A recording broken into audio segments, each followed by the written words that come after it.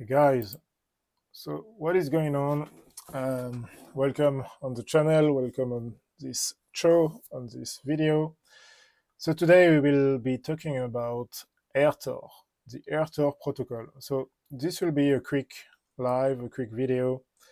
Okay, so if you know Offshore Capital is basically a website where we focus basically on privacy technologies, open source technologies, private cryptocurrencies. So yeah, this is basically what we study most of the time.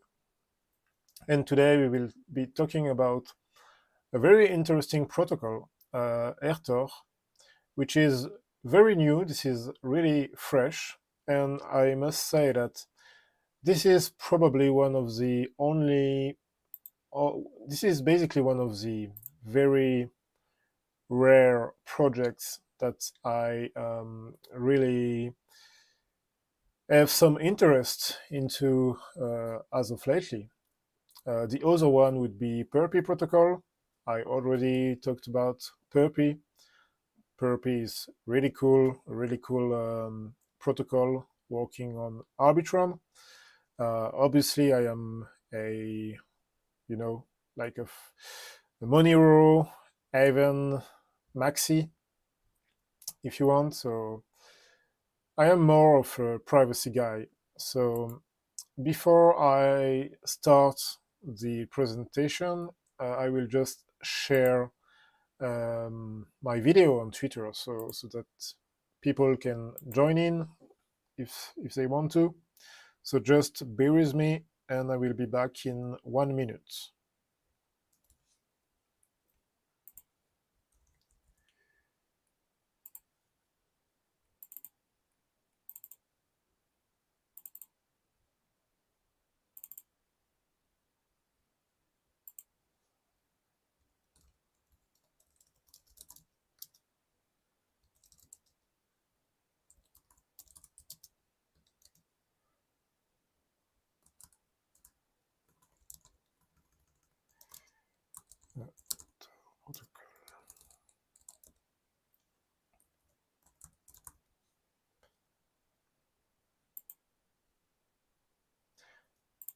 Okay, done.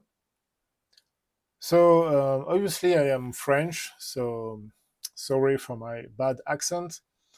Uh, Most of the time I prefer to, to broadcast in French, obviously, because this is my native language. But today I will try my to do my best in English. So yeah, bear with me, guys. So what is AirTor?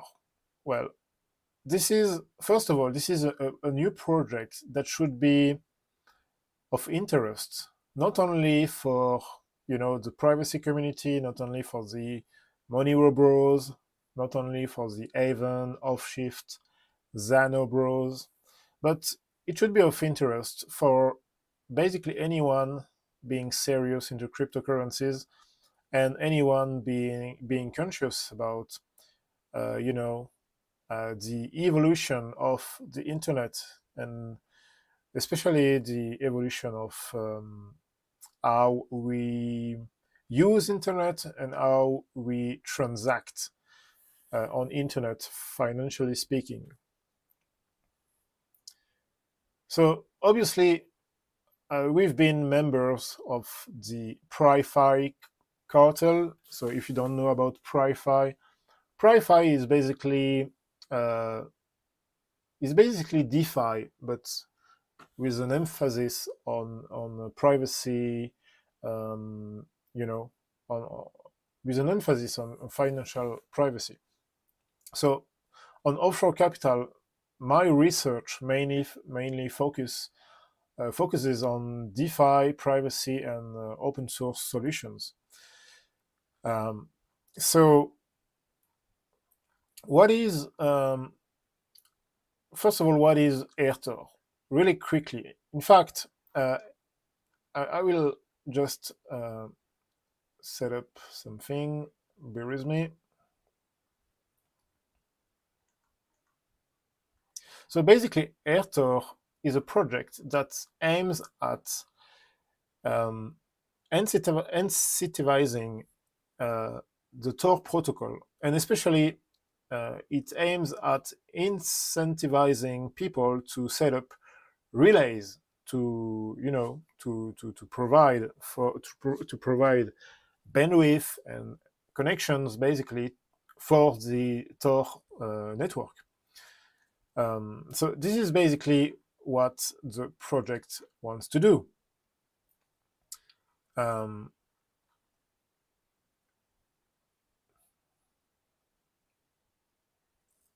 so first of all, for most people, Tor, the Tor network has a kind of bad, or at least a sulfurous reputation, and it often rhymes with darknet. About when you talk to people about Tor network, people tend to automatically think about the darknet, criminal activities, stuff like hiring hitmans, red rooms, a lot of bad things, and truly bad things. And I am totally against this. But this is what it is. So, but the fact of the matter is that Tor is basically this is a technological tool, just like the clear web, and there is a lot of criminal activities going on the clear web as well. So it's a bit unfair to associate Tor with criminal activities. So it would be better to clarify things first. So what is Tor basically? Um, by the way, I have a whole thread here on Twitter if you would like to dive into the details about ATOR. You can just check it out, and you if you prefer to read, you have a lot of information in that thread. So on our Twitter offshore capital. So first of all, what is Tor? Well, the Tor network is a decentralized network of servers and computers, relays that and these networks. This network helps people to stay anonymous and to protect their privacy online. So how it works, maybe I will just put up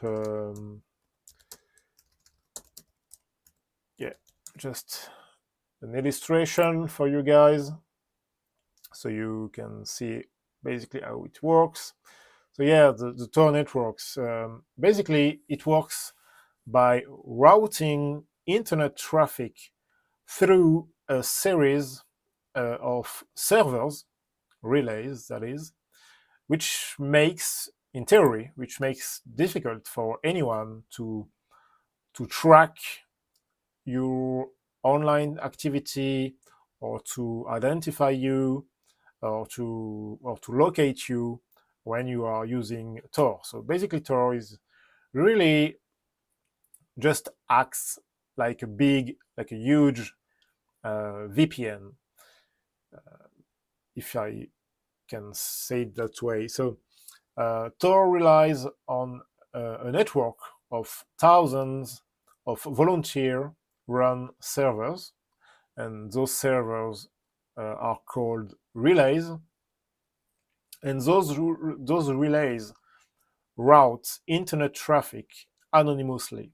And these relays work together to create a virtual private network, a VPN, that encrypts and obscures the user's internet traffic as it travels through the network. So this is quite simple. So basically there are three types of relays in the Tor network. You have entry relays, middle relays, and exit relays. So because the Tor network relies on volunteers to run its relays, it it is basically a decentralized and community-driven project that is, in theory, in principle, ToR network is not controlled by any entity or organization. And this obviously, once again, in theory, helps to ensure that the network remains open and accessible to everyone who needs it. So just have in mind that anyone on ToR can run a relay. You don't have to have permission from anyone. This is basically permissionless, and you can set up a relay at home if you want. And actually, a lot of relays. So nowadays, there are like maybe there are like maybe 6 or 7,000 relays on the ToR network nowadays, and some relays are basically are run by individuals, simple people like you and me, people that would individuals that run a relay or maybe 2 or 3 relays at home, and there are several benefits to that. You have also quite a lot of organizations such as universities, non-profit organizations that also run relays. And most of the time, these guys run relays, these organizations run relays for different reasons. Some of them do that because they have some kind of connections with ToR projects. Others are doing this because for research purposes, and other ones are doing it for humanitarian, reasons. And you also have some some businesses that run relays just as a part of their business operation, just because they might offer ToR connections as a byproduct. And I guess this is often the case. I know, for example, for instance, Proton VPN, the Proton organization offers different kinds of ToR over VPN connections with their VPN. So I guess Proton Mail, the Proton company, would be one of those private organizations that run relays, not basically for commercial purposes, but it doesn't really generate any revenue for them. It is more like a byproduct. So if you are a crypto bro, if you have minimal knowledge about blockchains, well, you may have noticed that the ToR network really kind of works similarly to a blockchain. Of course, I try to be really straightforward and simple here. So, and remember that I am French. So, but you get the idea. ToR is basically a decentralized internet with a built-in VPN capacity. And the funny thing about the onion routing, so I will just show you that here, onion routing. The onion routing is basically the core principle behind ToR, and this was actually originally developed by the U.S. Navy in the 90s. It was created to protect basically U.S. intelligence communications online. So this is basically at inception, it was basically a military grade protocol. And so you have to understand, so to differentiate the technology it itself, the onion routing, yeah, protocol, and you have to differentiate that with the ToR project foundation. And there is especially a guy that you need to know. This is Roger Dingledin. Sorry, guys, I really try my best to speak English properly. So this guy, Roger Dingledin, is basically a genius. He was one of the guys that initiated the ToR project. So yeah, just keep his name in mind. I mean, he is a kind of internet legend. I don't know if you know him. I guess most of you already know him, but just know that he is one of the founder of the ToR project. So as I said before, ToR's the ToR network's bad reputation is not really fair. It's not really. It's kind of undue. Sorry, because in fact the network, just as any technology, is neutral. So it's a bit of a reach to associate ToR with the dark web. Because as I said, a lot of criminal activities happen on the darknet, obviously, but there are a lot of criminal activities going on the clear web as well, and criminal activities that are just as bad as what you can stumble upon on the darknet. So this is not really an argument to put a bad reputation, to put a bad light on ToR, so to speak. So basically, you just have to consider ToR as a different kind of internet. Well, now, there are some issues with ToR. ToR is not perfect. This is not an absolutely perfect, decentralized, ultra-private, network. It has a lot of privacy perks. It has a lot of different types of perks, but it is not perfect. No technology is absolutely perfect. Even Bitcoin still today has obviously a lot of flaws. So there are, in my opinion, there are basically two issues with ToR.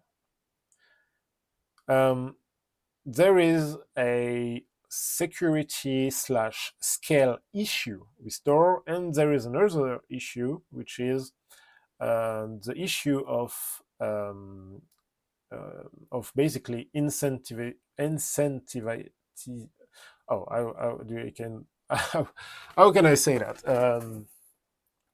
Yeah, the other problem is that you have to incentivize people, because basically the other problem is that ToR is kind of slow. It's really slow, and it's not really practical, especially for the average people. If you want to make ToR a lot more mainstream, you will have a problem, not that much in terms of access, because it's really easy, to access ToR. You can download the ToR browser on the website, and you can download Orbit and basically install Orbit on your Android phone, and you can basically use the ToR network just like VPN.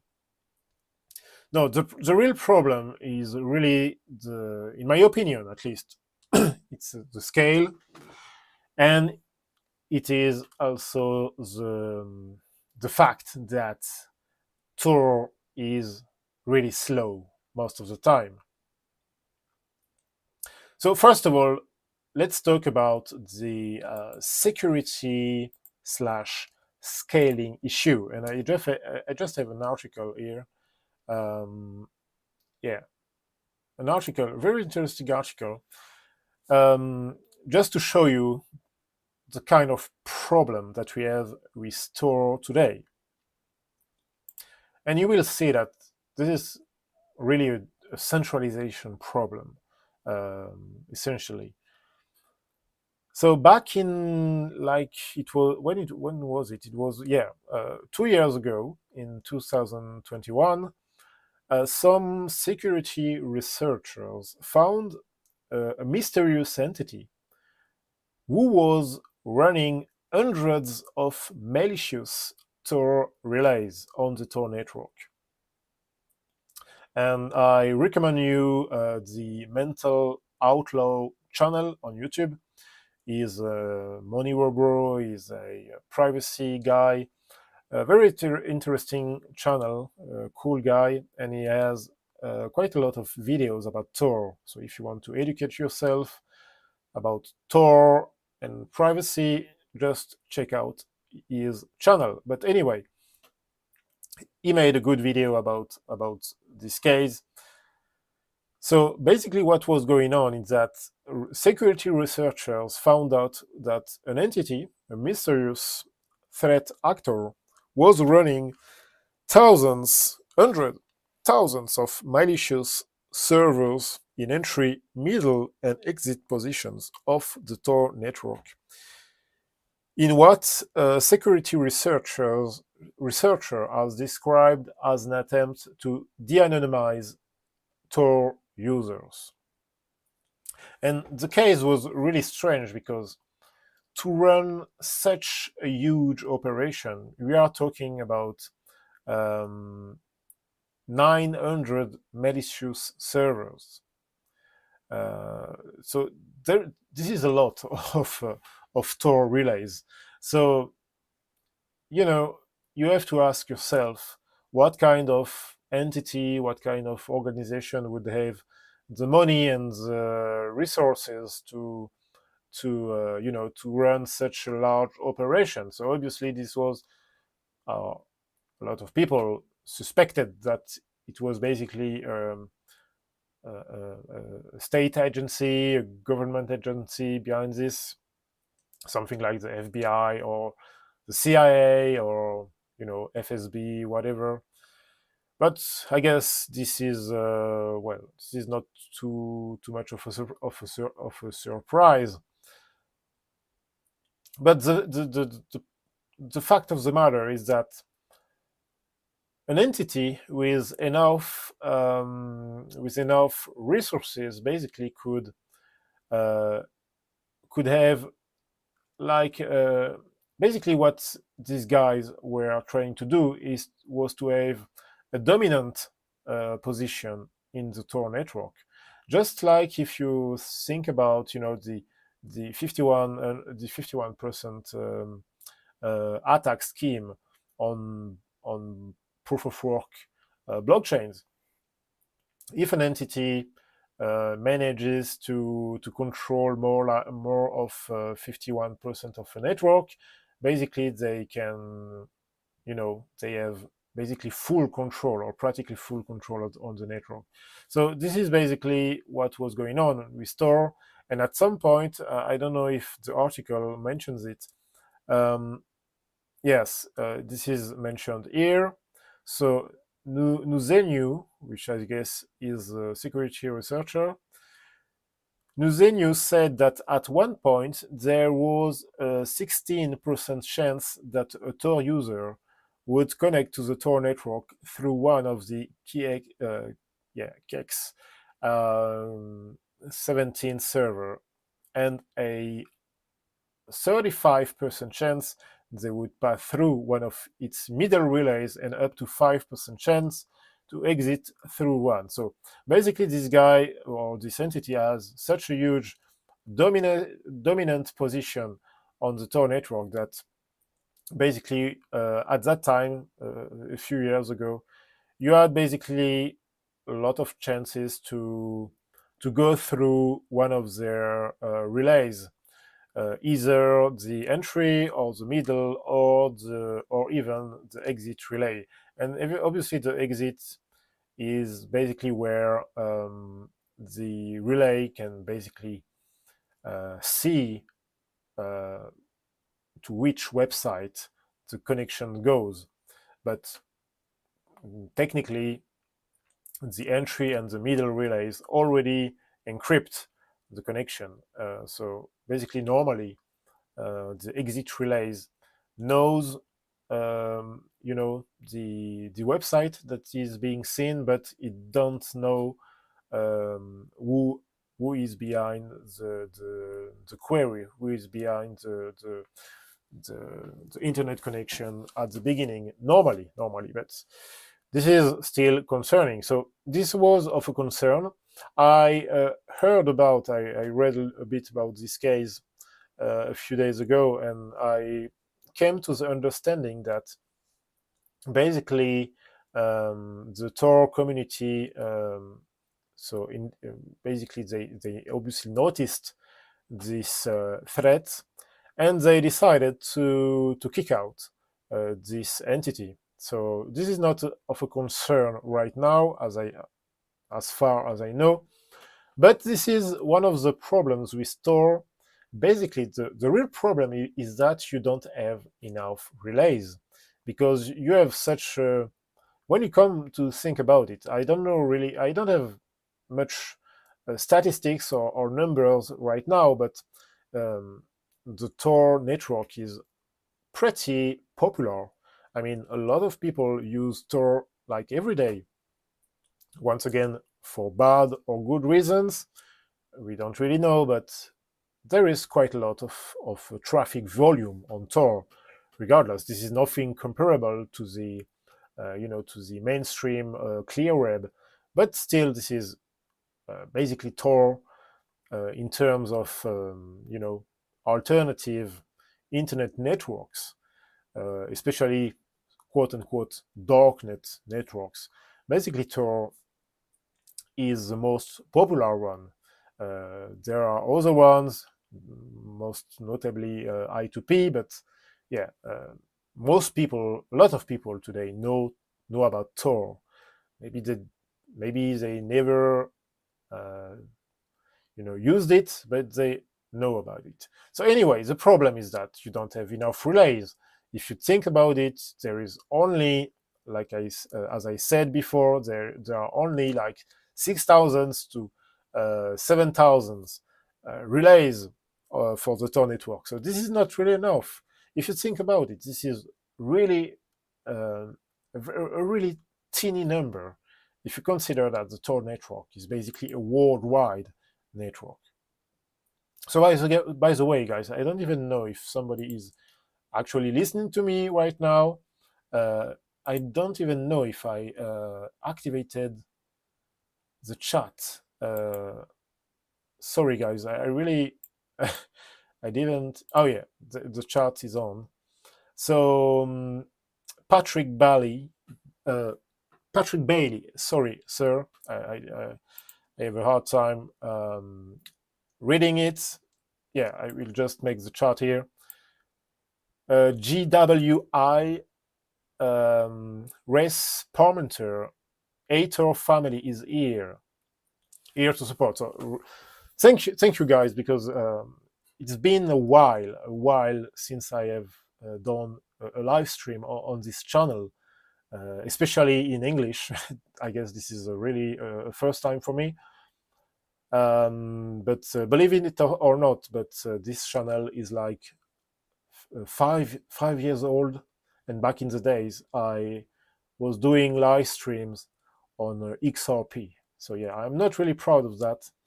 I was I was one of these guys who were into XRP in 2017.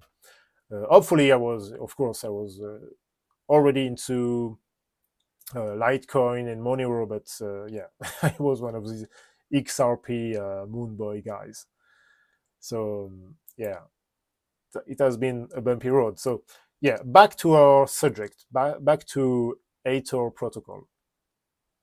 Yeah, so yeah, security and scale basically are one of the main problems with ToR relay. Once again, No technology is perfect. This is impossible. This is human made, so this cannot be perfect. But surely you can improve it, especially if you can incentivize people to set up more relays. Um, yeah, so basically, the more relays, the more the ToR traffic will be secure. The other issue, as I said, with ToR, it's quite obvious for anyone. I mean, anyone that already used ToR. Well, you know where I am going. The other problem is speed. I mean, using ToR can be slow as hell. Really, really. Even for loading, basic static HTML pages, yeah, sometimes it takes like more than a minute. This is not tolerable. But this is understandable since once again, 5,000 relays isn't much for worldwide network. And this is where finally we will talk about AirTor Protocol, because this is where lies AirTor Protocol's key proposal. So what is the idea? And by the way, you can check out their website. So there is not much stuff on the website itself. This is basically a landing page, and it kind of look pretty good.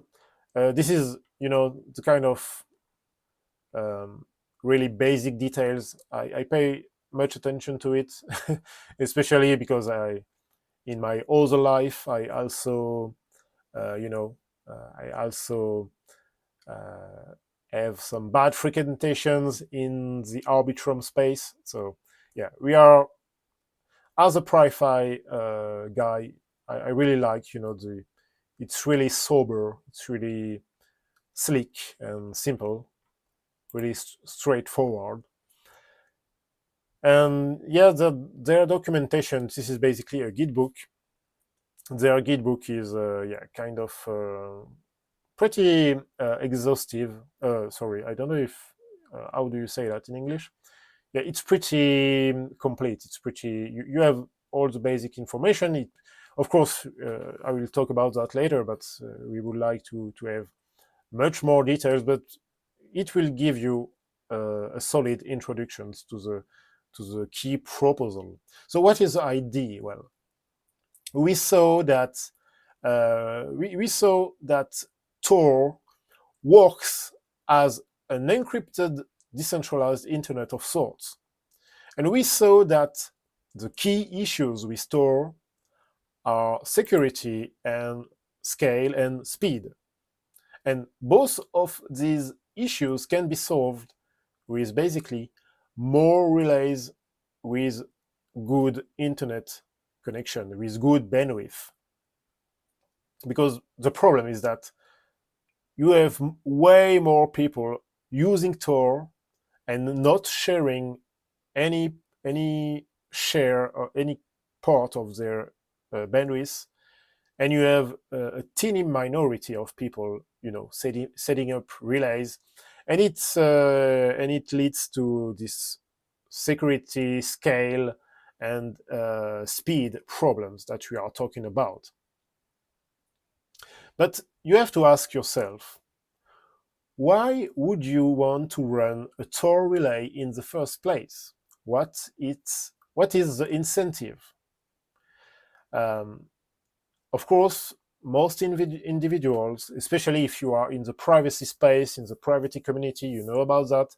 Most individuals who run ToR relays are usually privacy buffs, privacy nerds, obviously. Or maybe they are, like really, really motivated darknet overlords. But most of the time, when it comes to simple individuals, I know a lot of people. I mean, a lot. I know some people who are basically they are nothing to do with darknet markets. They have nothing to do with Alphabet or or Empire. No, they are simple privacy nerds, and they run Tor relays because they basically you have two benefits running a Tor relay. The first one, of course, if you have some strong conviction, obviously you are providing bandwidth for the Tor network, and you are helping, adding some decentralization and stuff. But the other huge perk of having a relay as a simple individual is that basically you will improve the privacy and the security of your home internet network, because just imagine you can set up all sorts of configurations. There are a lot of debates, endless debates in the privacy communities about if it's better to set up VPN before, VPN over Tor. No, it's better if you have Tor over VPN. Okay, this is a long debate, but yeah, basically you can set up a Tor relay somewhere in your internet connection.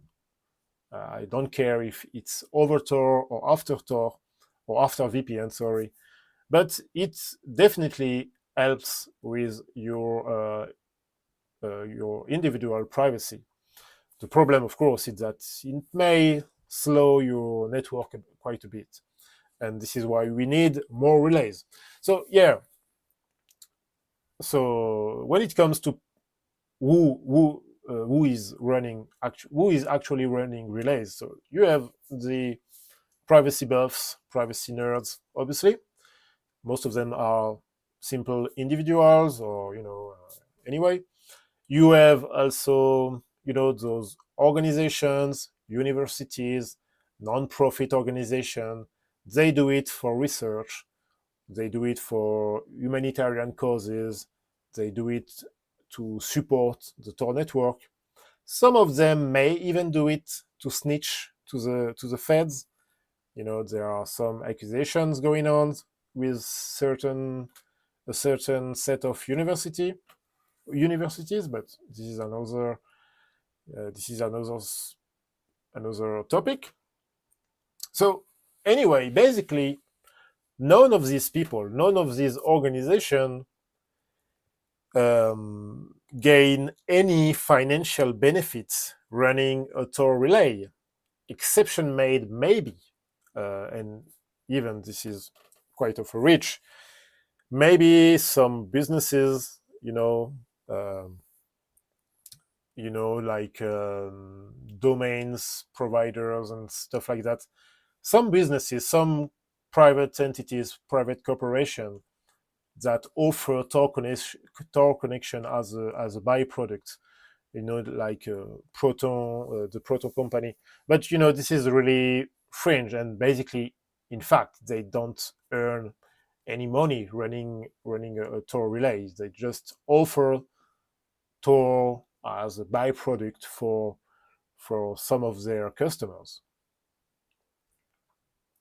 So basically, as of today, there is no other incentive running a Tor relay except sheer, pure conviction. So this, this issue of having some kind of incentives for running Tor relays, this is not a new debate. The other day, I was browsing on a ToR forum somewhere. I don't remember the name of the forum, but it was a discussion.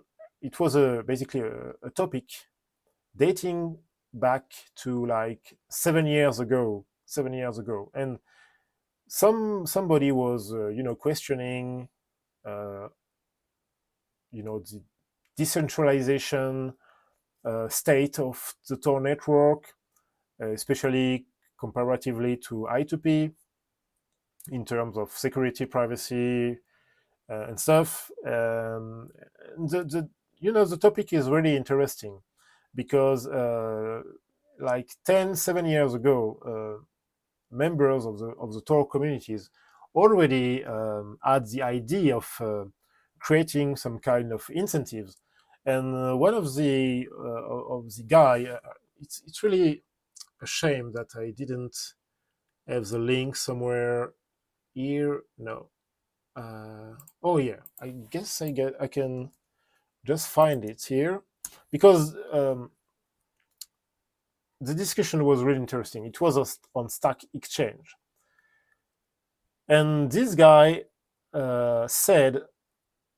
talked about incentives in decentralized systems. So just take a look. This is something dating back in 2015. This guy says most people take a bandwidth more than they donate, and proposal to introduce incentives into ToR have failed.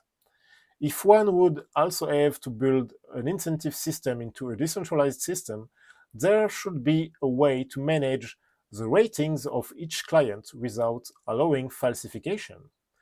And what you are reading here, dating back into 2015, if you already read the AirTor documents, it should ring a bell to you. It should, I don't know if you say that in English, but in French, ça devrait vous sonner à l'oreille, ça devrait vous mettre la puce à l'oreille. Voilà comment on dit en français. But in English, basically, yeah, you should, I mean, you should just understand that this is basically AirTor core ID.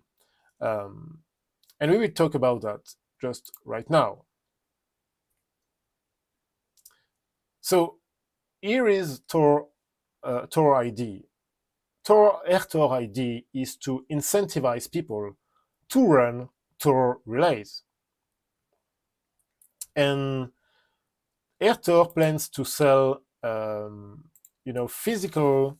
Sorry, I will just put up this picture here, which will be easier for you to understand, at least if you don't know about the project yet.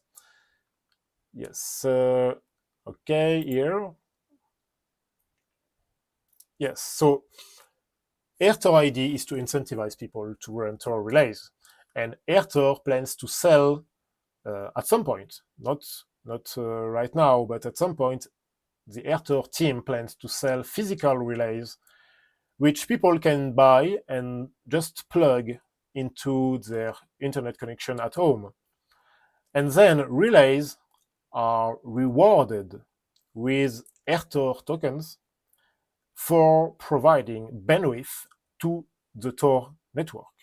And this mechanism, they call it proof of uptime.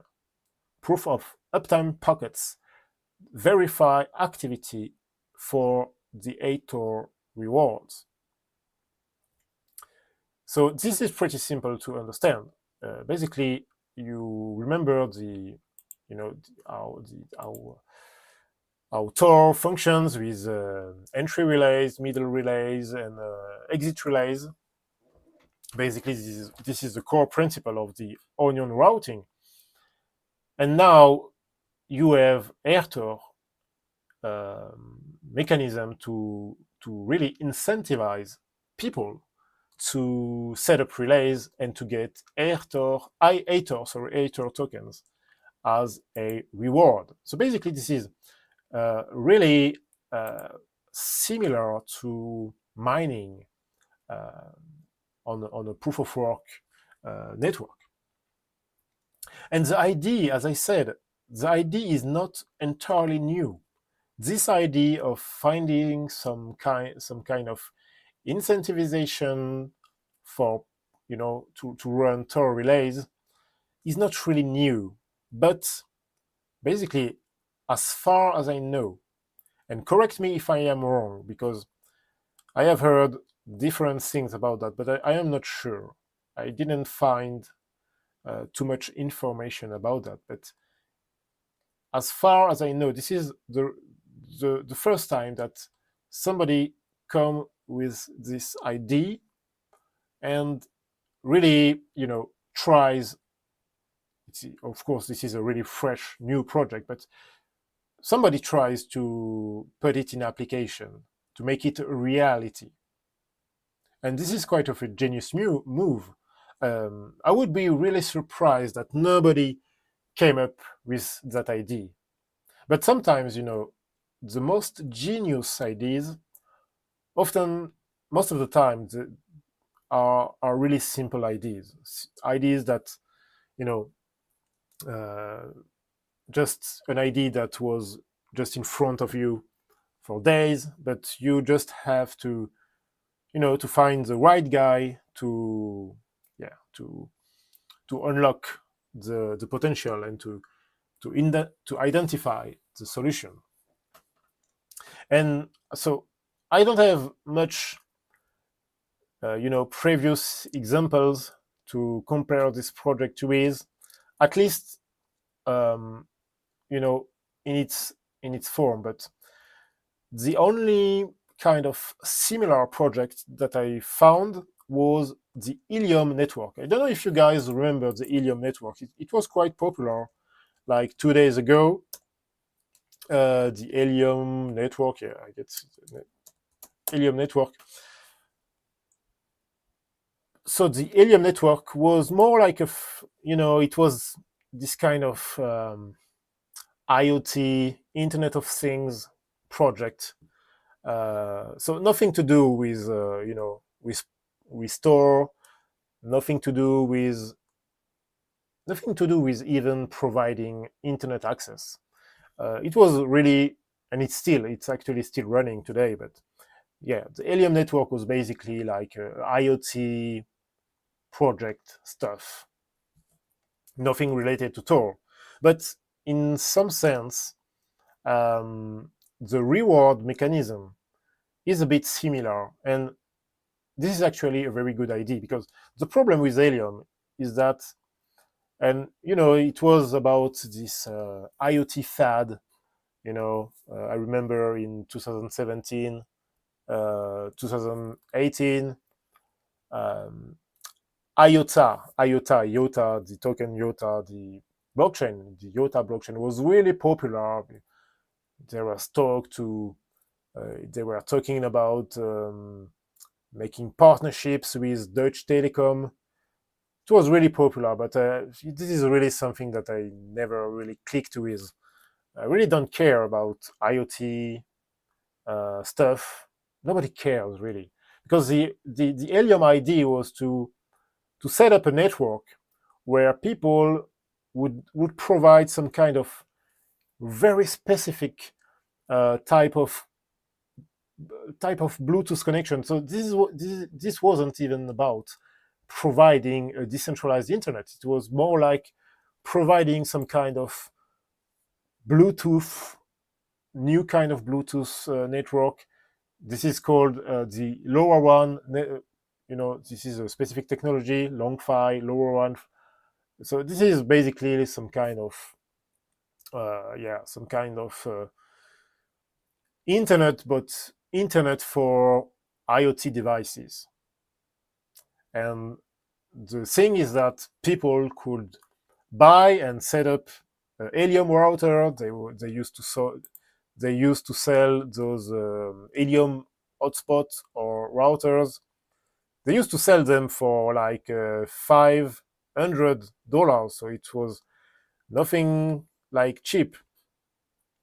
So yeah, they used to. So basically, the users were supposed to run those hotspots, those routers, and provide LoRaWAN connections to the IoT devices of such and such geographical area. Well, so and of course, people would be rewarded with HNT tokens. So HNT was the native token of the Helium network, and basically people were rewarded with that token for providing a long-fi, LoRaWAN connection to IoT devices. And I remember that the project started during the 2020 bull run. So obviously, it's difficult to really evaluate this kind of project because, well, basically anything, any kind of shitcoin pumped, of course, any kind of shitcoin pumps when there is some kind of, general bull run, because everything pumps except XRP, of course. But yeah, so basically the Helium network had quite a huge success. It was really popular. It was really popular. There were a lot of shills on YouTube, chilling it. It was really popular because at the very beginning, like for some months, at the very, very beginning, it was actually quite profitable to run a Helium network hotspot. Sorry, like people were with one Helium hotspot, you could make like $1,000 monthly on a monthly basis. So it was pretty huge for only one hotspot. So if you were really bullish about it and that you bought like 10 of them, well, it could scale up pretty fast. But the thing is that the IoT fad didn't last, hopefully, and the bull run ended, of course. And most of all, nobody really used the Helium network in the first place because nobody cares. Nobody cares about IoT devices, or no, it's maybe excessive because I really don't like IoT devices, so maybe I am a bit biased. But the fact of the matter is that nobody needs a very specific type of internet connection or a very specific kind of long-fi, weird Bluetooth type of connection to connect to some Apple Watch or something like that. This is, anyone connects through their smartphone today. So basically, this is a useless project. But believe it or not, this was worth like billions at the height of the bull run. And this is kind of crazy when you think about it. So, but anyway, why do I mention it anyway? It's just because the reward mechanism is really similar, and actually the mechanism in itself is a very very good idea. So I guess maybe there are other examples. If you have some other example, guys, please put it in the chats, because I would like to have more examples to compare with AirTor. But at the very least, yeah, the reward mechanism of Helium is really similar to what AirTor tries to implement. The real difference is, however, there is a huge difference between Helium and AirTor. Well, the difference is obvious. Obviously, nobody uses IoT devices, or at least nobody needs a very specific type of BS connection for IoT devices, because everybody does use the internet every day. We just use the internet. You don't need long-fi or LoRaWAN or whatever. No, we use the internet. We need a simple internet connection, but we need it to be preferably private and secure. And more and more normal people, normies, more and more normies today are very used to VPNs, and more people are aware, at least, of the very basic privacy security issues of today on the internet.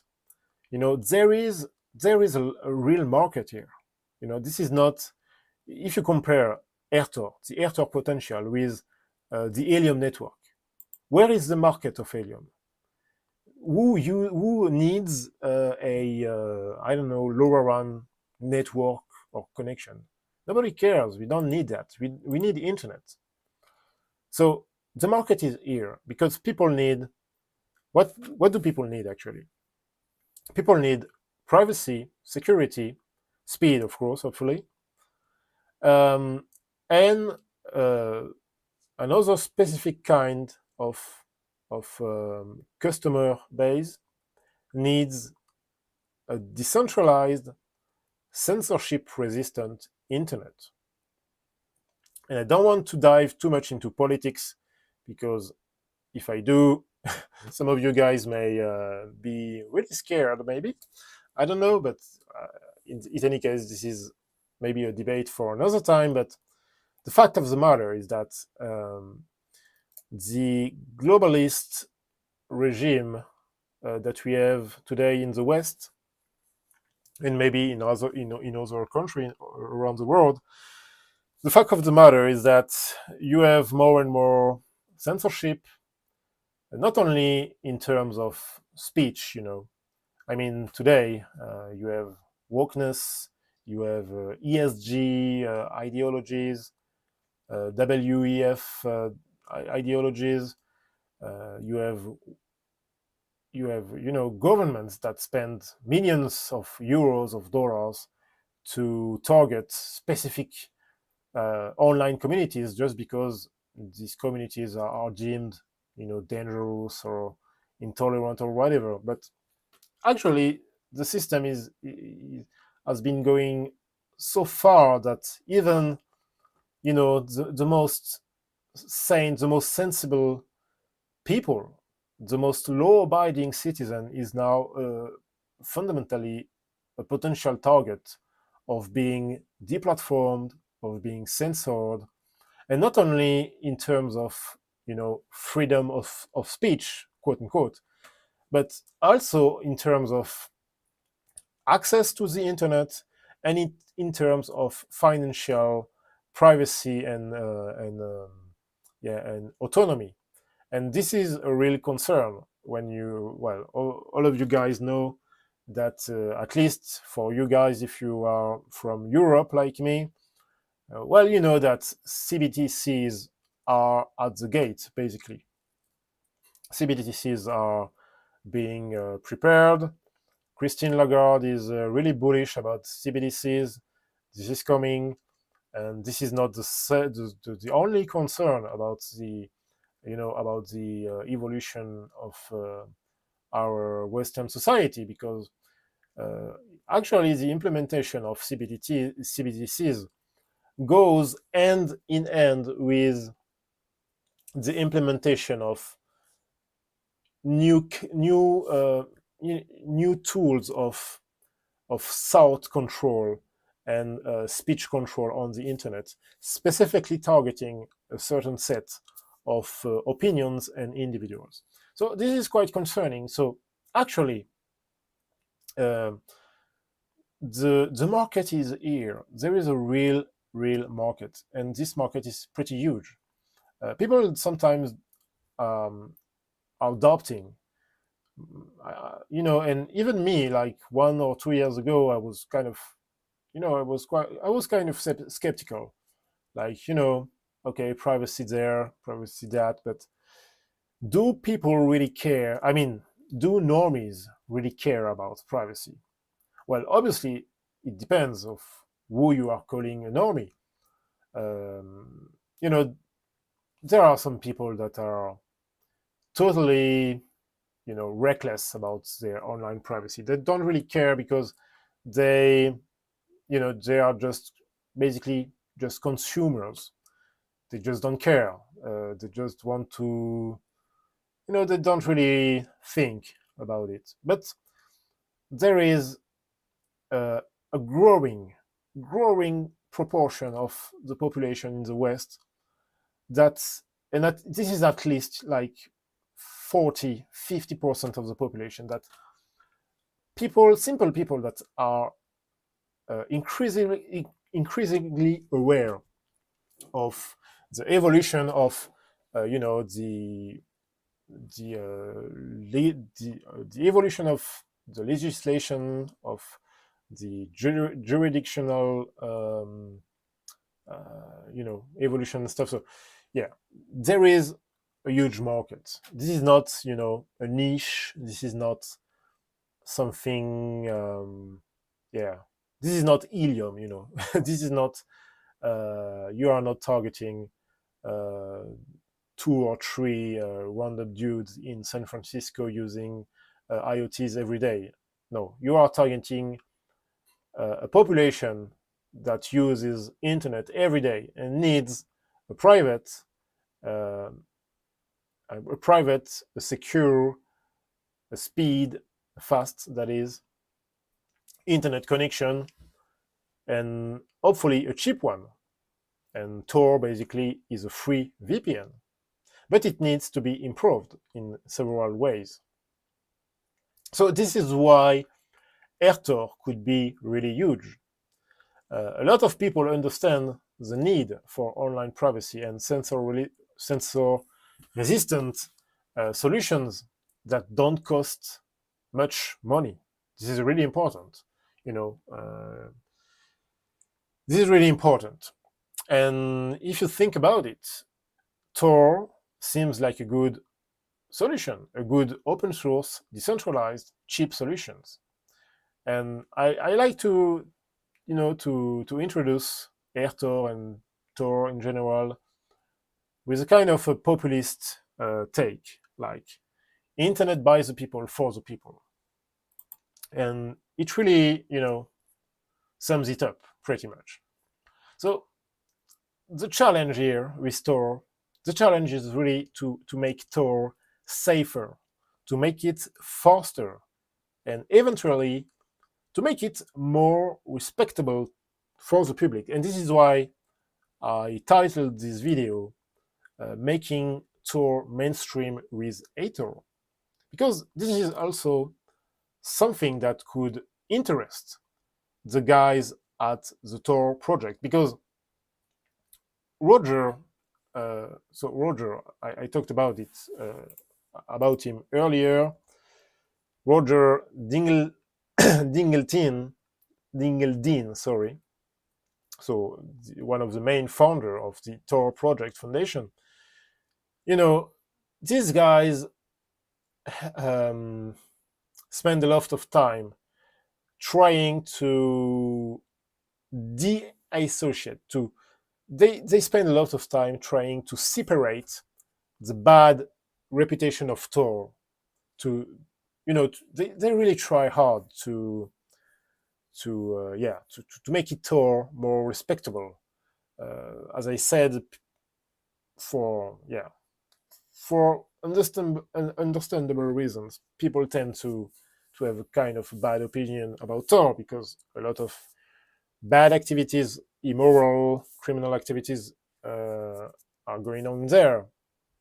But in fact, this is not really a good way to look at it, because once again, this is just a internet protocol of sorts. This is a technology, this is neutral. I mean, look at how many stuff are going on the clear web. If you consider I don't know I guess this is the same in your country. I don't know if you're from the States. I don't know if you are from the UK or Germany or whatever.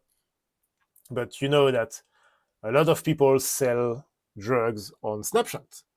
A lot of people sell drug on Instagram. A lot of people sell their own bodies.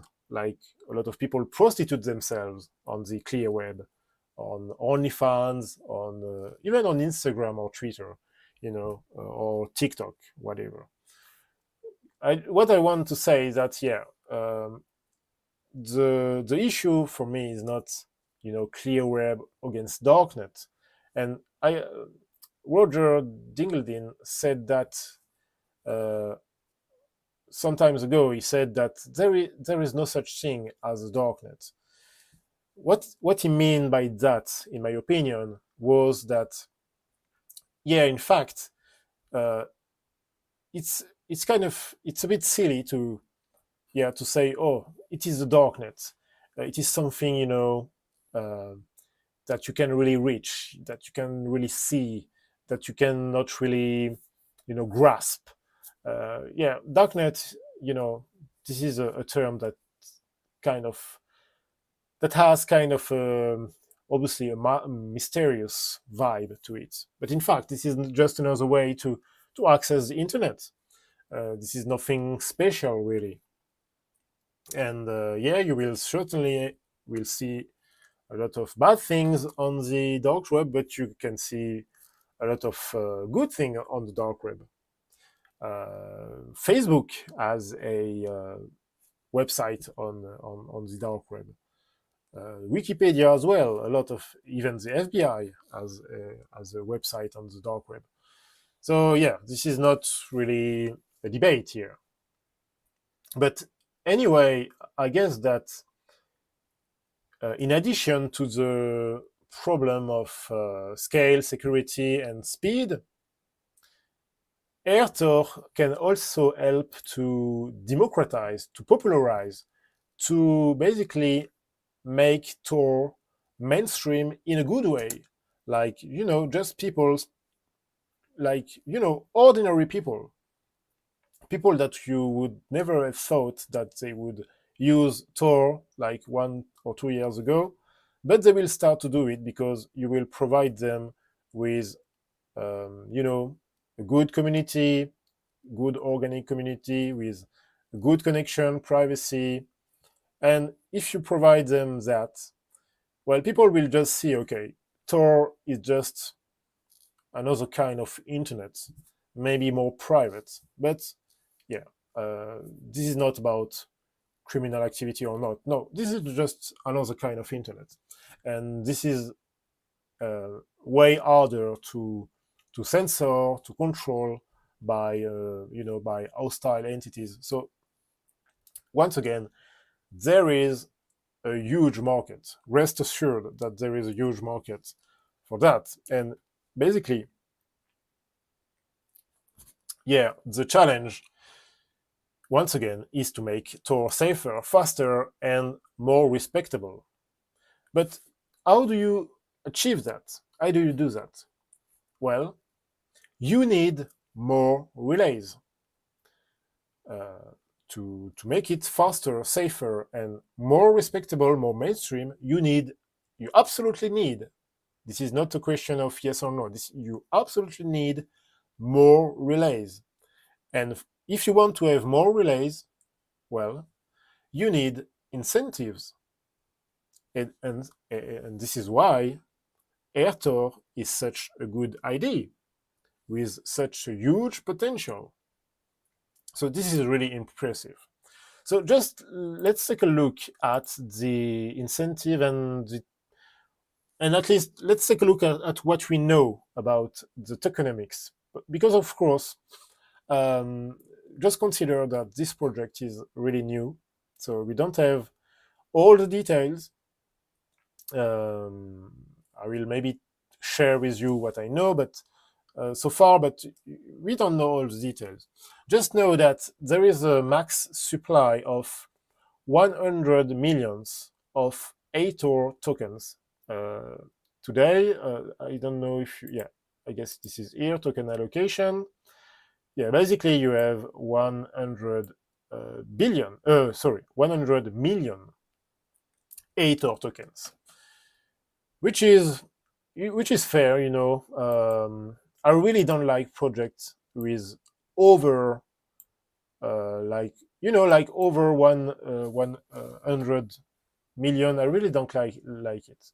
So this is a good number, especially when you think about the fact that in theory this supply, the main function of this supply in the future will be to reward to reward people that will be running relays.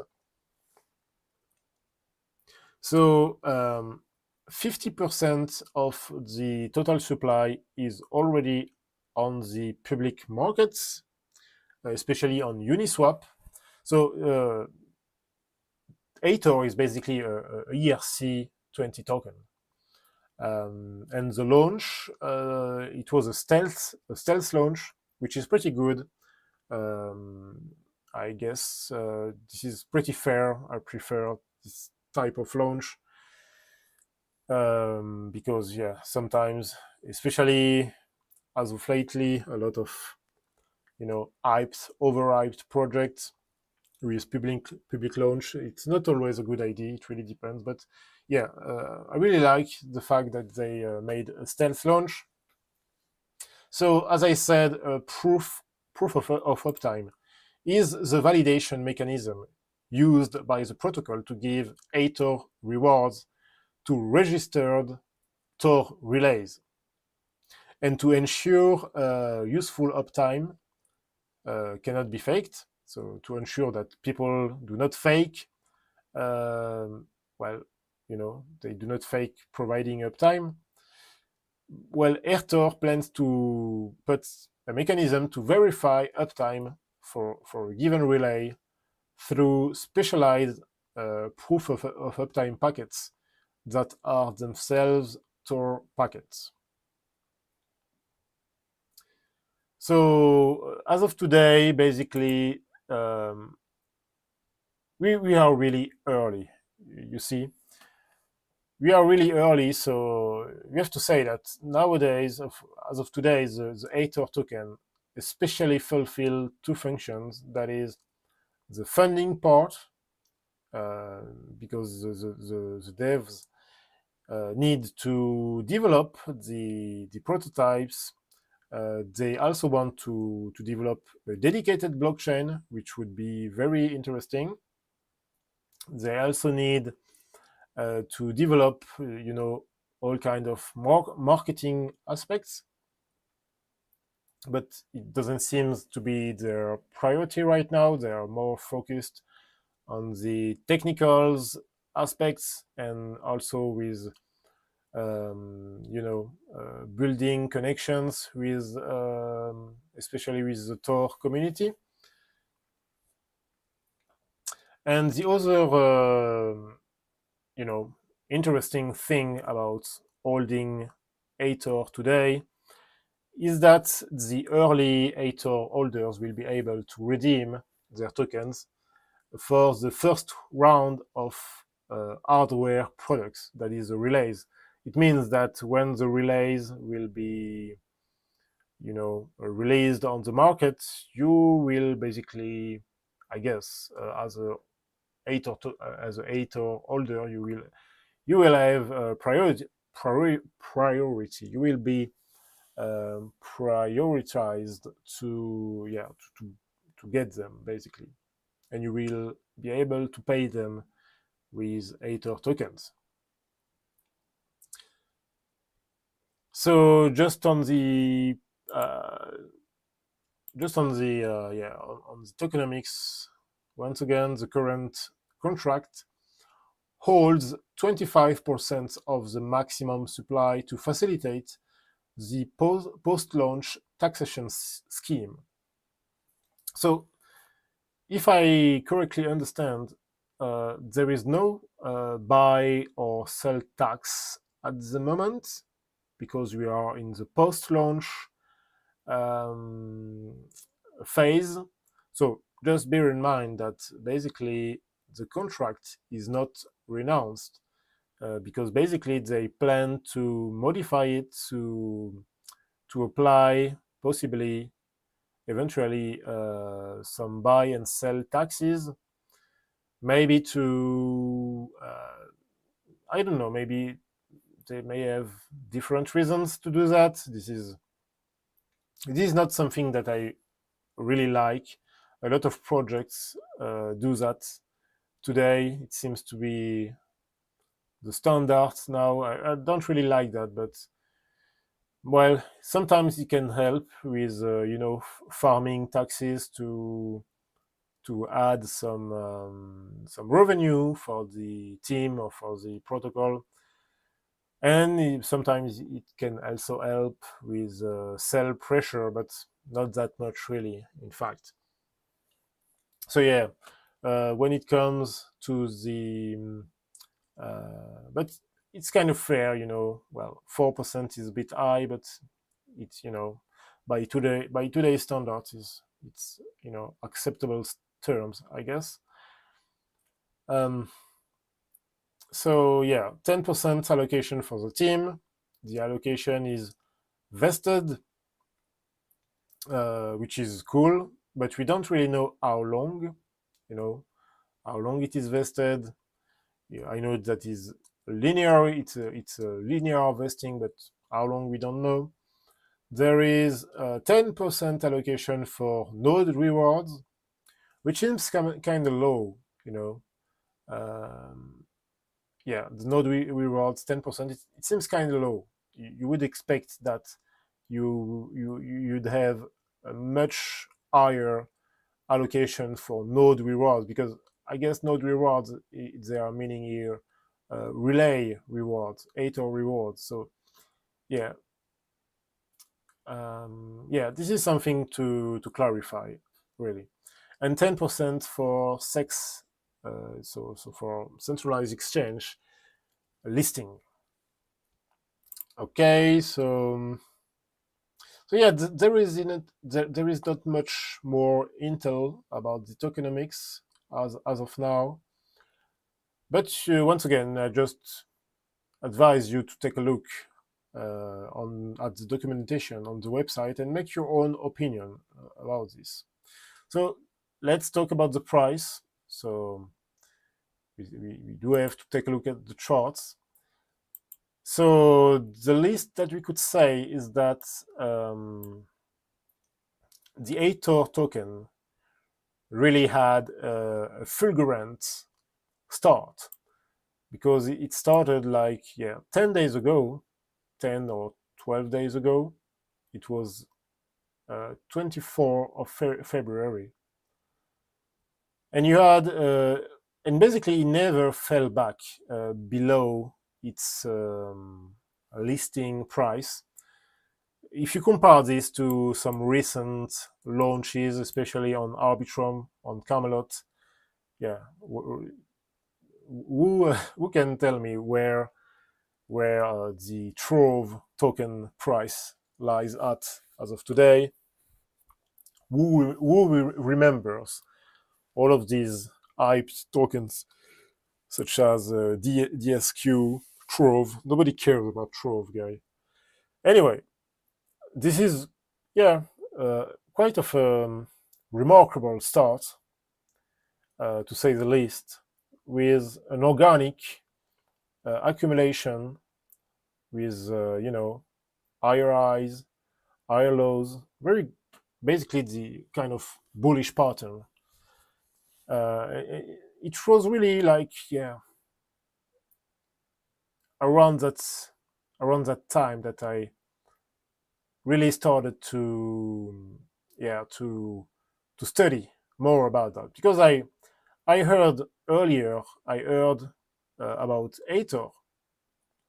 I guess it was the 1st of March, but yeah, I kind of, I have to admit that, I kind of faded it, because I saw Income Sharks. I don't know if you know about him. It's a pretty huge account on Twitter, and this is actually one of the only large accounts that I follow and that I like, because this is somebody that has a kind of old school, very sensible way to look at the crypto markets, and he really don't like, the all the hyped bullshit. He's really skeptical about it, and I really like that. I really like that mindset.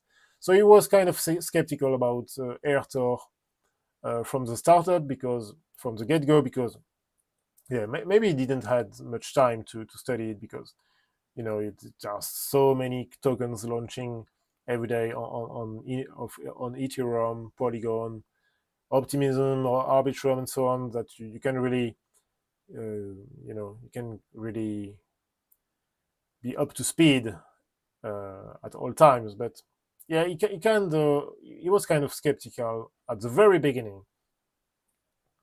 So yeah, I kind of faded it at the beginning, but hopefully I really catched up with it before it started really to moon. So we are dealing with a, yeah, 5,000 more what I'm saying. So in about 10 days, this we are talking about a five nearly 6,000% pump. I don't know how do you say that in English. In a few days, it is really impressive. But I guess this is not um, this is not inorganic. There is a genuine interest for this token, and smart people are looking at it. I will say a few words about that. So yeah, really bullish start. But if you consider the whole project, the current price is really extremely low if you compared, if you really understand what could be the AirTor protocol if it comes to be implemented, and if there is some adoption, you will need the AirTor price to be much higher, and maybe that eventually you will have to, yeah, to think again about the, you know the allocation of the node rewards. In my opinion, node rewards should have more, yeah, should occupy a bigger share in the tokenomics. Yeah, so right now, in terms of price action, so we saw a huge pump this weekend, up to nearly nearly 0.08 cents. So now we are sitting at nearly, basically 5 cents. This is really impressive. So maybe we will, find like a consolidation zone around between like 3 cents and 5 cents. I mean, it would be healthy to, kind of see. I will maybe show you like that. Brush. Yeah, I would really like to see a continuation like that for some time. Maybe some retest here, forming raising a wedge, bullish wedge, and a cool breakout. Yeah, that would be ideal. But who knows? Who knows what can happen? It could also fall back here, and maybe we will see, like something more boring, kind of long consolidation down here, and maybe some price action. Basically, yeah, price action will catch up as soon as we have more information, more progress on the project. I guess that for the time being, this is really what will drive price action. Looking at the Telegram group, and I've been in the Telegram group since this weekend, and I am really glad, because I really, I really have a big disdain for Telegram groups, especially in crypto, because you have a lot of moon boys, of shills, but we are not dealing with, some kind of stupid silly AI dog shit project on Arbitrum here. We are dealing with something really serious, and you can tell that in the Telegram you have some some smart guys, people with whom you can really discuss seriously, real adults, not jits or stupid shills. So this is kind of really refreshing because I really come from the only crypto forums that I really attend to are, except for Perpy, because Perpy is not exactly a privacy project, but you have a lot of serious people on Perpy. But I basically I'm really on Monero and Aven Offshift forums, Discord, and discussions in these in these spaces are really completely different from what you see on uh, Degen crypto Twitter, which can be fun as well, but this is really different. So yeah, price action wise, we really want to. It would be really cool to see some kind of consolidation around here, and then some kind of huge bullish action. But if you consider it, we are kind of early. If of course, if the project picks up, but we will talk about that, about the potential. I will give you, and I will maybe finish my presentation with that. We will now see. Well, I will tell you what I think about it in terms of potential. So yeah. So first of all, about the founders. I guess we can maybe see a photograph of them here. Yeah, I will just display it right now. Yeah, so we don't have much intel about the founders, but yeah, them being anonymous or preserving their identity is not really a problem for us, obviously, because in the pri-fi space, this is pretty much standard. The Aven protocol team. I've been in the Aven community since 2018, so since the very beginning. We never saw one team member of Aven, but these guys are ultra serious. They never gave up. So yeah, anonymity is not the problem. What we want to verify, though, is proof of work. We really want to see if these guys are really about it. Are they serious about it? Can they execute such a huge project as intended? So anyway, these guys were, so basically these are team members. I guess there are two of them. And they were at the Ethereum Denver conference last week. And apparently they attended the ToR panel. It was not specifically a ToR panel, but Saturday or at Denver there was a specific event specifically for privacy and stuff like that. So I really like this kind of involvement, and it could be reassuring for such a young project, because it's people like Income Shark.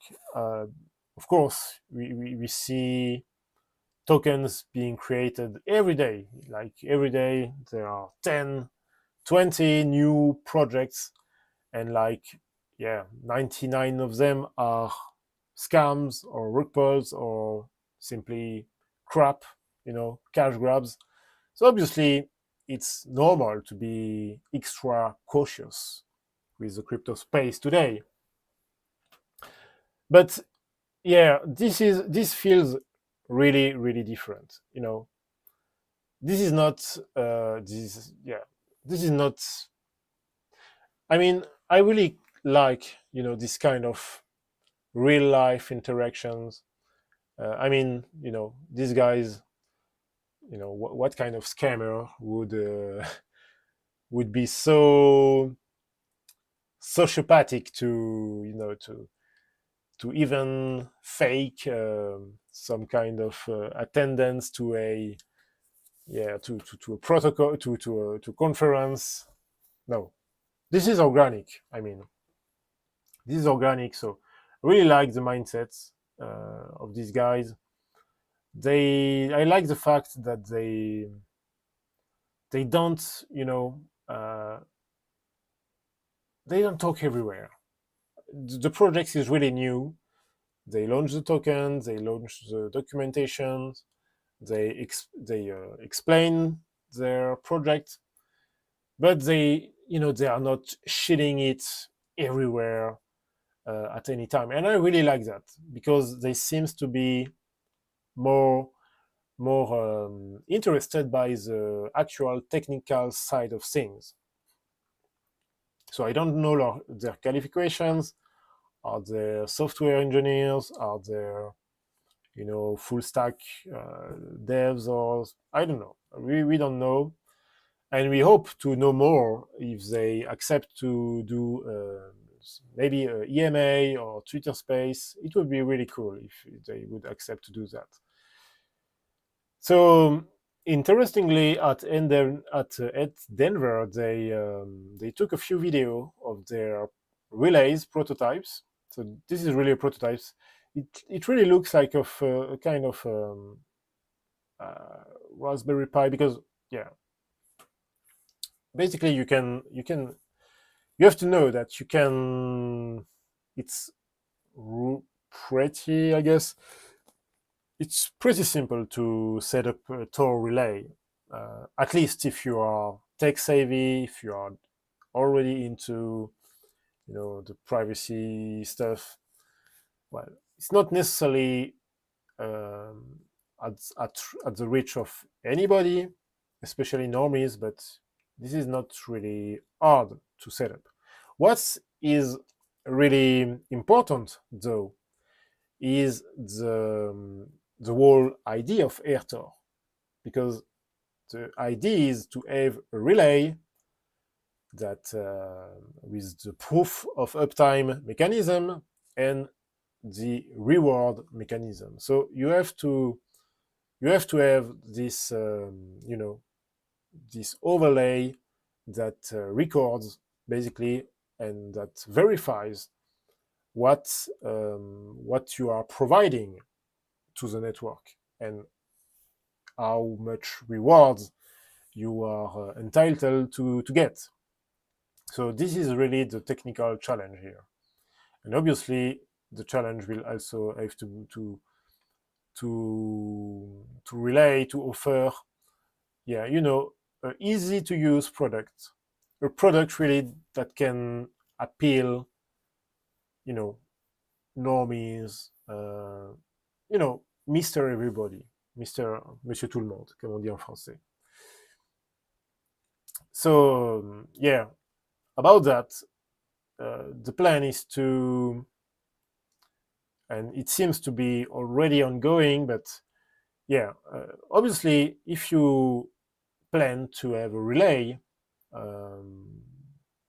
working on the AirTor protocol, you will have to have a dashboard to monitor your activity. And it seems that they are already working on some dashboard, and they shared the this picture. So this is pretty simple, and what is interesting here is that it's really simple to understand for even even for the more I mean everyday internet user can understand what is going on here.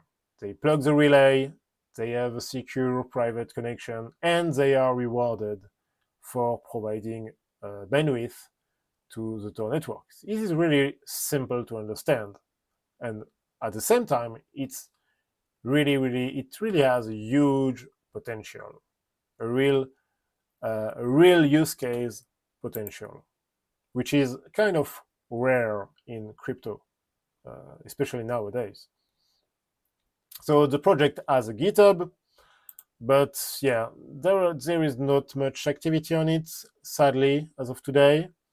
Yeah, some contributions, but not much. Basically, it was just creation of the GitHub. It would be cool to follow the GitHub just to be updated about their activity. So it would be cool if they could, yeah, just put some. So there are 3 repositories. You can see here some participants. I didn't saw that earlier, and it would be interesting to look at these guys, but maybe we will do that another time. But this is interesting. Or is it a fork? I don't know.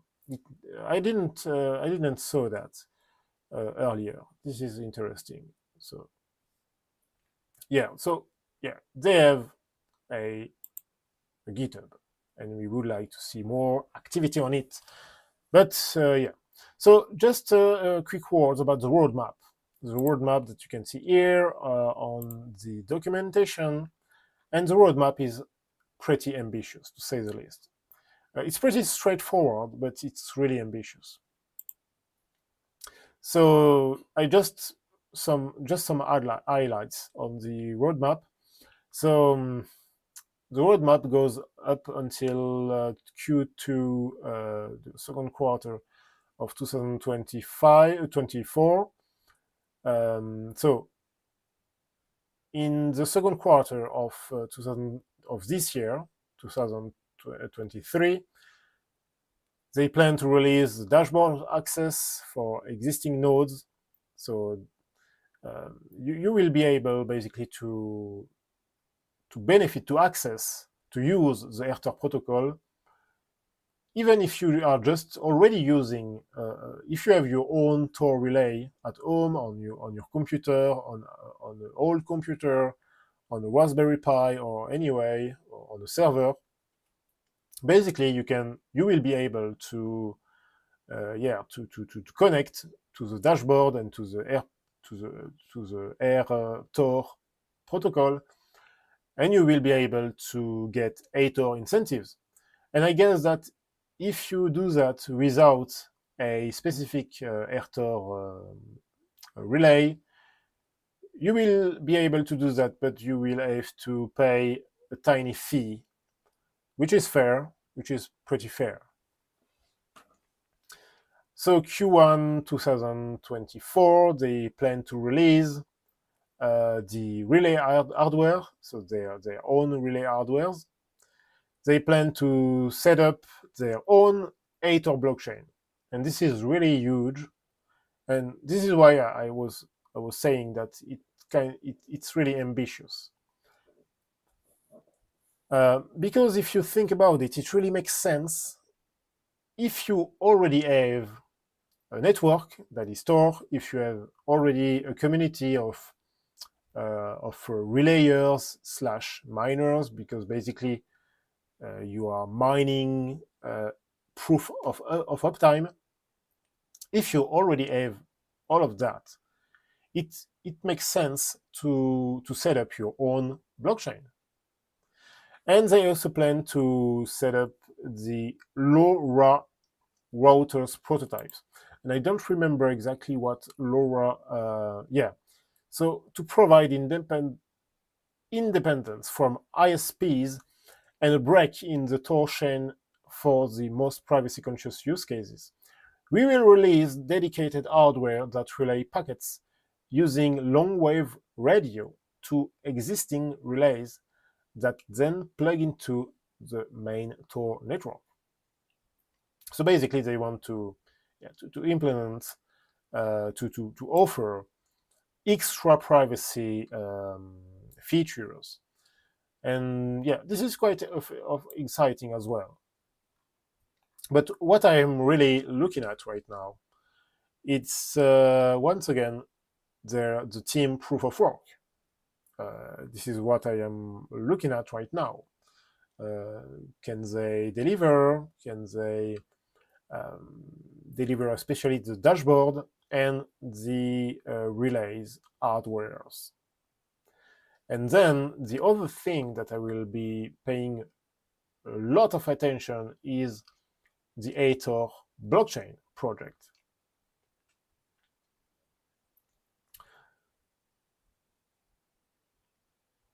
So yeah,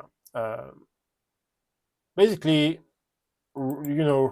just reading the documentations, and I've seen so many projects, because obviously this is part of my job or hobby to research cryptocurrency from our website. And I must say that I have seen so many crappy projects,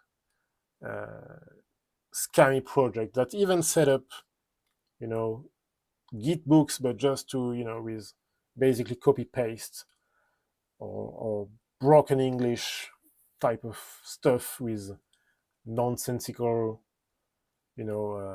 nonsensical stuff. But this is not what is going on here. Quite the contrary. This is really well put. Yeah, just reading at it, I have the feeling that anyone that wrote the Git book knows what he's talking about, and he probably have a pretty high IQ. So as I said earlier,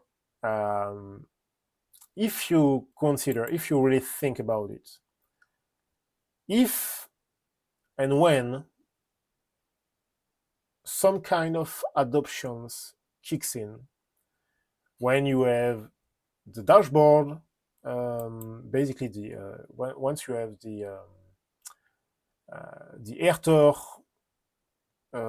dashboard working, when you will have especially the relays hardware being released on the market, and when you have some kind of adoption, and I guess that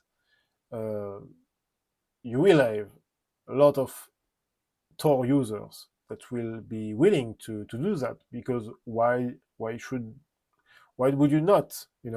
If you are already running relays, or if you were thinking about running relays, but you were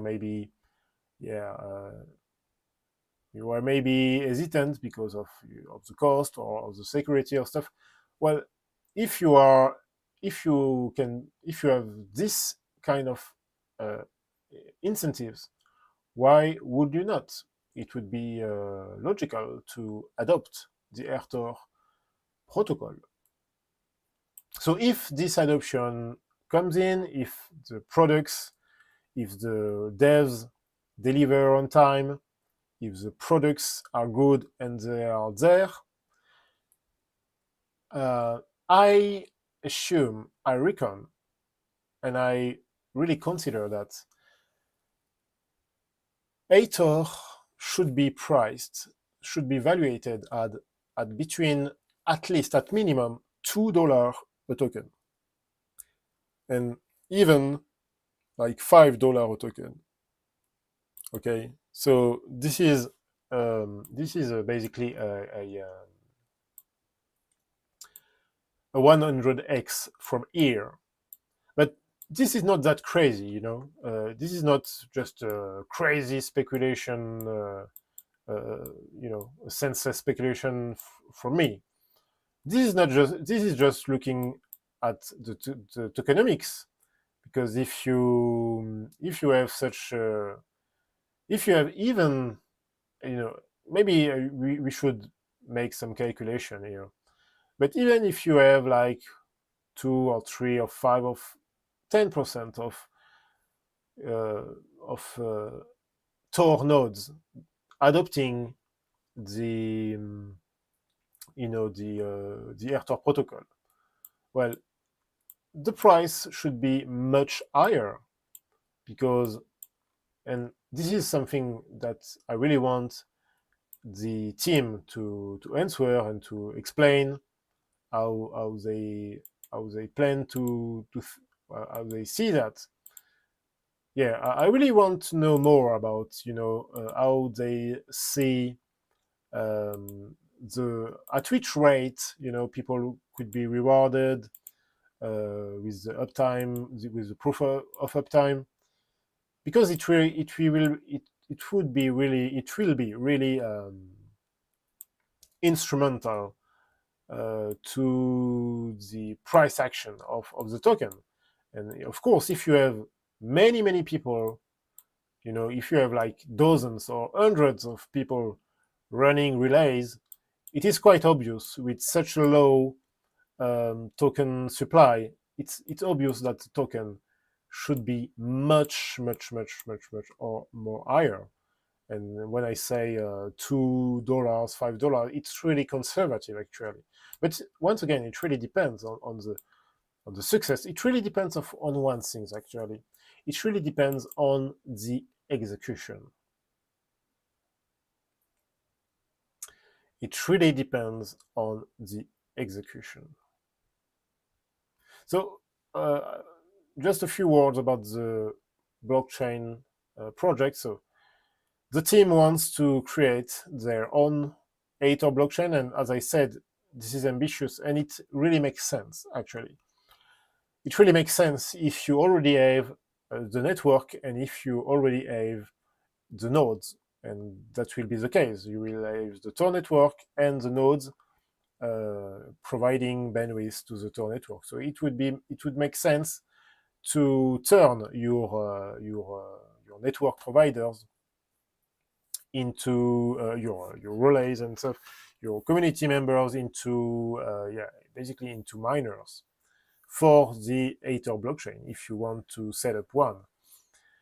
But I would say that an EVM compatible chain with really strong, like monero grade built-in privacy would be really the ideal.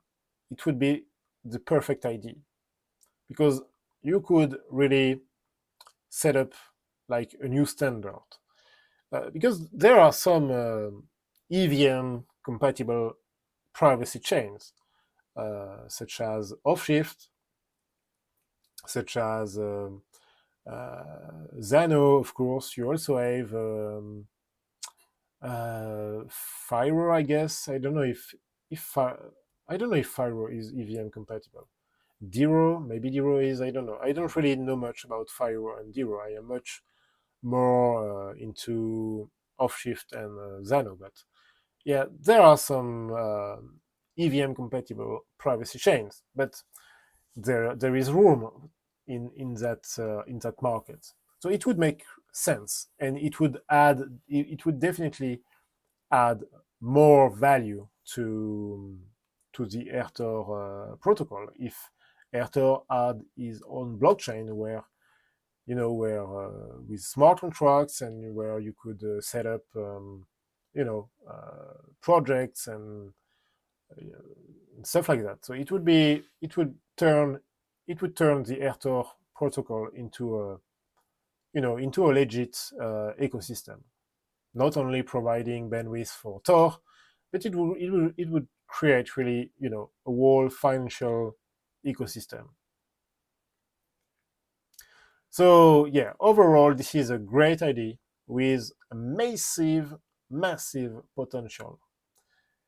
And I really like the fact that the project didn't caught too much attention at the moment, even if there is quite an enthusiastic community that flocked into it. And by the way, I really shout out to you guys. I know some of you ATOR community members are in the chat right now. I will pick up with the chat in a moment. If you have some questions or if you want to discuss something, I guess it would be better if we, and I already made the proposition in the Telegram group earlier, it would be cool if we could just maybe, set up a Twitter space. Hopefully, the better would be if one of the team member would accept to do a quick AMA or not necessarily a EMA, but at least a Twitter space, to discuss and to present their project with more details. Yeah, it would be cool. By the way, speaking about the Telegram group, I stumbled upon some interesting information today.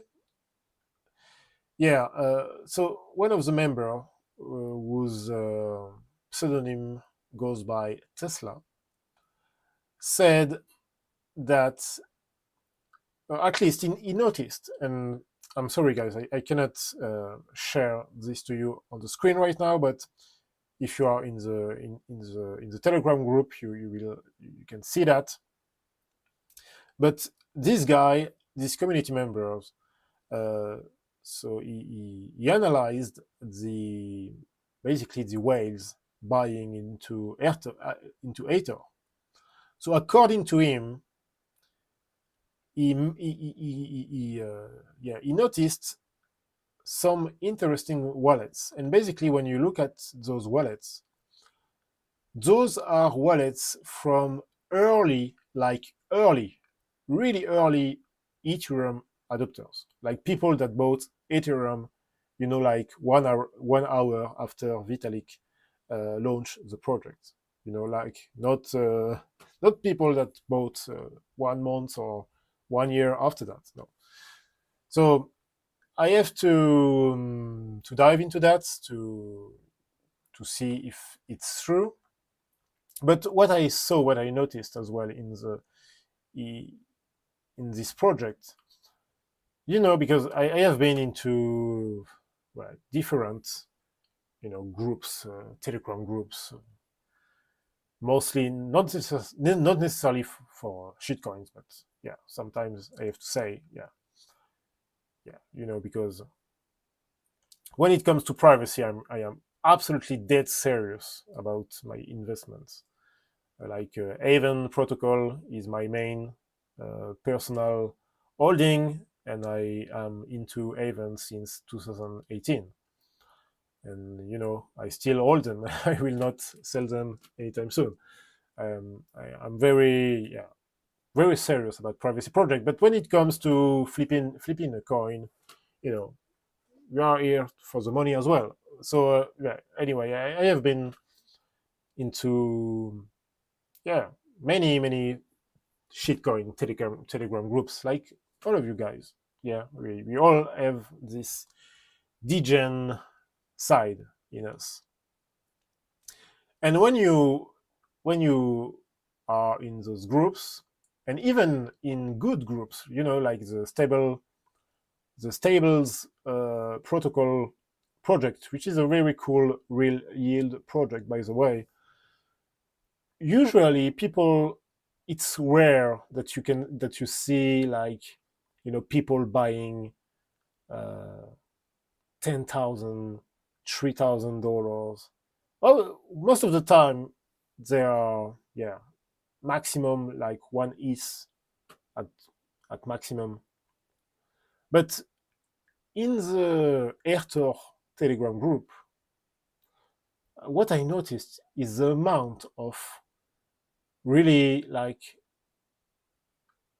whales accumulating with $3,000, $5,000 buys 1 hour after hour, the one after the next. And this is kind of unusual, This is really unusual. I never saw such behavior in other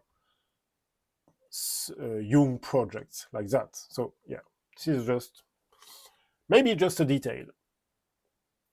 Yeah, so huge potential, huge potential. I like the way, I like how the community is growing organically. I like the fact that there are quite a lot of.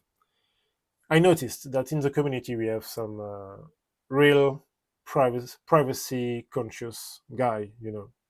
I like the fact that we don't have much moon boys. Uh, uneducated people, unsophisticated people. I really like that. This is a cool evolution. I really hope that we will evolve like that in the future. So that being said, once again, huge, very genius idea. Simply put, genius idea, huge potential. And when I say huge, this is huge potential we are talking about here. But that being said, we must remain rational and consider the fact that, well, the project is really young, first of all. Secondly, there are several challenges, obviously. The first challenge, the real challenge, in fact, is the team ability to deliver on time with consistently. This will be the main challenge. So we are really depending on them right now. And of course, if they need some help, there are some pretty smart guy in the Telegram group, sorry, which is once again pretty rare in the crypto space these days. But hopefully, I really hope that the team sets up a Discord, and if they need help to moderate the Discord, I guess they can find some some people of trust to help them with that, because it's kind of time consuming. But yeah, maybe on Discord it would help,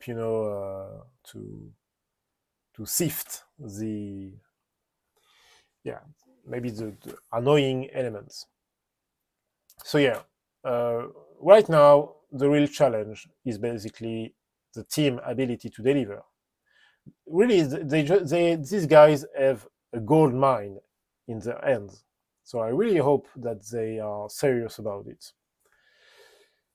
Yeah, so the other challenge, moderating the community. So yeah, just as I said, no need to repeat myself. Another challenge, well, this is more, a PR issue or a PR challenge. Yeah, this communication. And as I said, I really like the fact that they don't shill or this is quite a organic growth so far. Of course, this is really really young project, but so far I really like the organic part of it. But yeah, they will have to find the good balance between properly communicating, properly market themselves. They will have to find the good balance between that and avoiding bad partnerships, especially bad partnerships with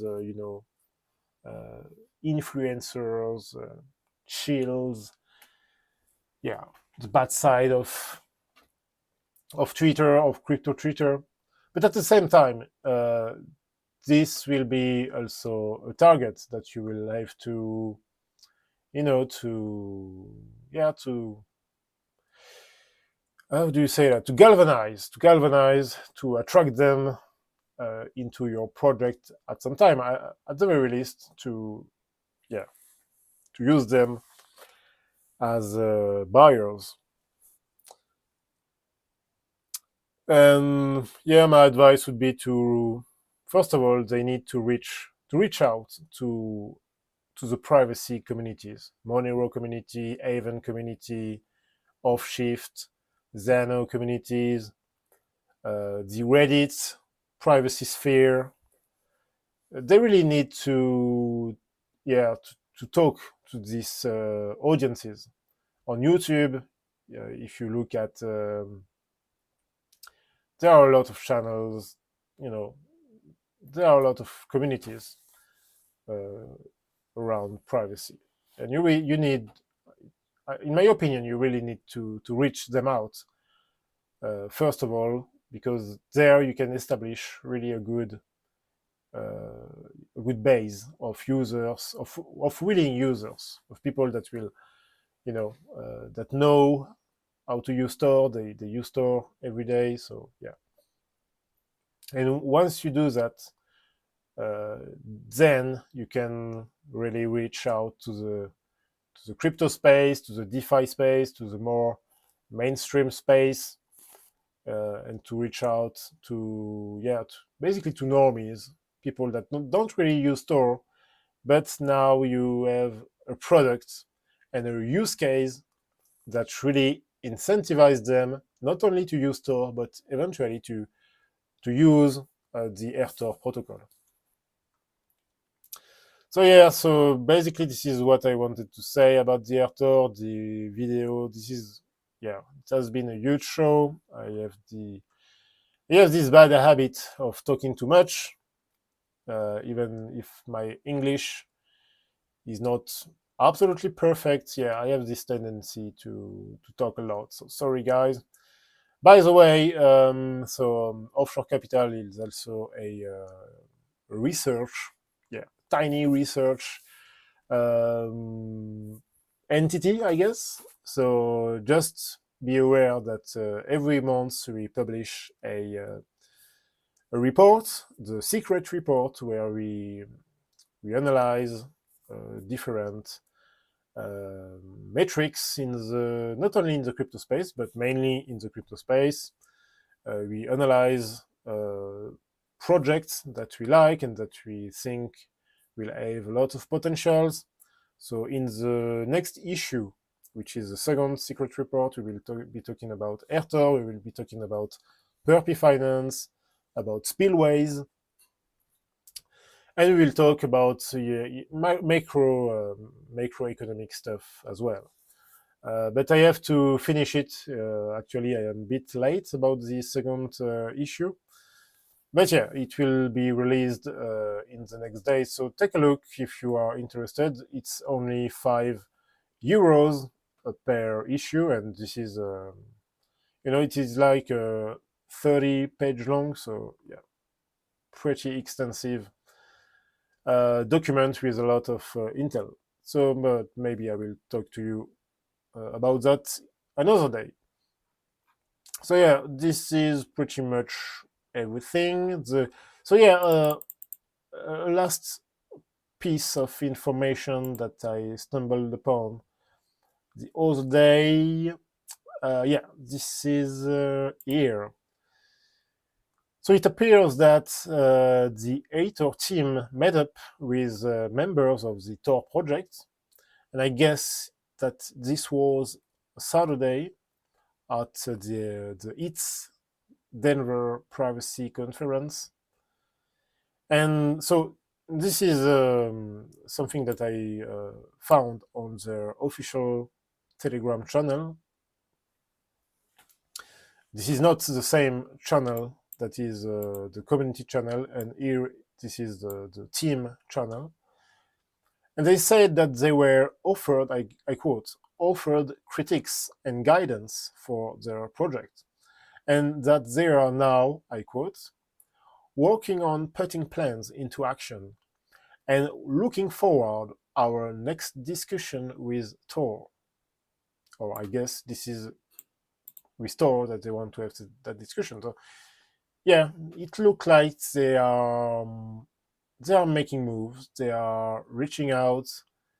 The ToR core dev team, I guess, they are willing to putting plans into action. and to really connect with the ToR project, because it would be really huge if they would have some kind of public recognition from the ToR project. It would be really huge. Obviously, it would be a very bullish news, because eventually they could benefit. Because see, there is several aspects. The fact that I am so positive about this project is that it has so much potential, but I'm not even talking about the price or something like that. It is really we are maybe, or at least there is an occasion here, if these guys don't mess up, there is actually an occasion, an opportunity to drastically improve the ToR network itself, to fix some scaling, security issues. I mean, this could be really the good, perfect opportunity from both sides, from AirTor, from the ToR project. It would be a perfect opportunity to get rid with the bad reputation aspects of ToR, and to move into a very positive development with an incentivization process, with an improvement of the security and of the privacy of the network, the way the network works. If you compare this to I2P, I2P has its own flaws, but many people with some good arguments, many people also say that I2P has some advantages over ToR in terms of privacy.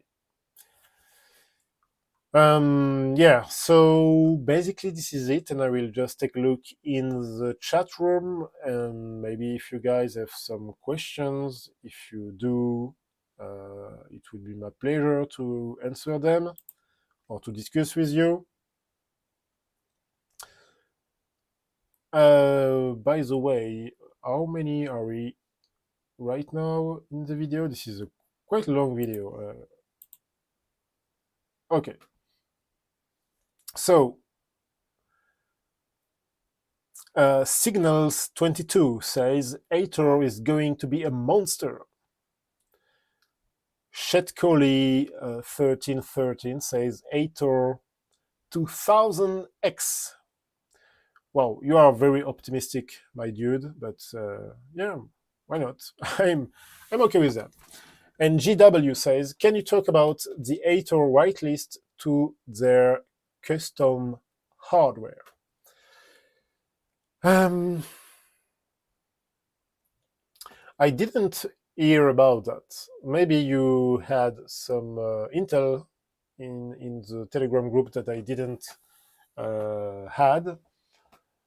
But yeah, I guess that it would make sense that they would prioritize their early holders into testing the network or testing the protocol. It would make sense that ATOR, at least early ATORs holders would have early access to the dashboard, early access to the relays. I mean the hardware relays. It would make sense, but I don't know their plans. I don't know what they are planning, and I guess they have a lot of ideas going on.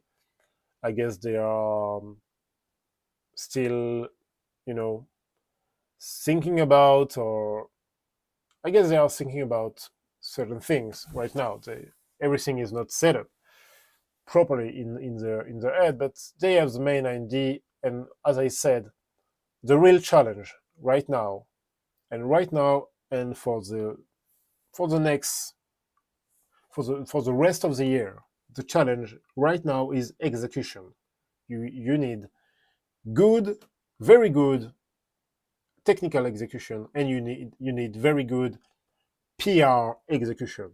These are the two imperatives for that project right now. And if they can really, with the help of the community, if they can really keep up the pace and be consistent, well, I really think that inevitably the ATOR chart will be pretty much off the chart. Yeah, sorry for the pun, bad pun, Yeah, so yeah, maybe next video we will be like 10x higher. Maybe we will be 2x lower. Who knows? But anyway, this is a very good idea once again, and with a huge potential. I just hope that the execution will be good. So, guys, this is it for me. It's quite it's starting to being late here in my country. So have a good one. God bless, and I will see you in the Telegram group. Bye.